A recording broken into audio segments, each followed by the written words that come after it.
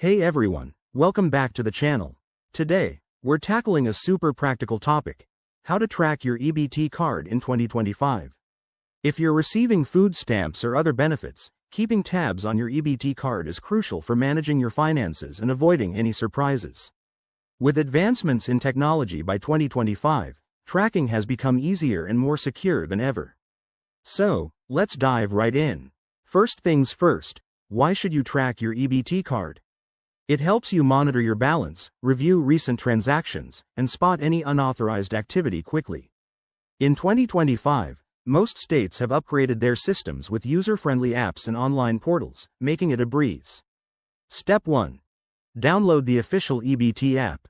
Head to your app store and search for your state's EBT program. Look for apps from trusted sources like the USDA or your state's benefits website to ensure it's legitimate. Once downloaded, open the app and create an account using your EBT card number and personal details. Next, link your card. Enter your card details, and the app will verify it instantly. Now, you can check your balance with just a few taps. Most apps in 2025 offer real-time updates, so you'll always know how much you have left. Don't forget to enable notifications. This feature will alert you about low balances, new transactions, or even potential fraud. It's a game changer for staying on top of things. If you ever lose your card, act fast. Use the app to freeze your card immediately and report it to your state's benefits office.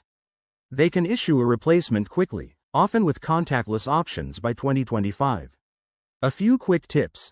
Always use strong passwords, keep your app updated for the latest security features, and double-check transactions to prevent errors. Remember, tracking your EBT card isn't just about convenience. It's about protecting your benefits. There you have it, folks. By following these steps, you'll be a pro at tracking your EBT card in 2025. If this video helped you, give it a thumbs up, subscribe for more tips, and drop a comment below if you have questions.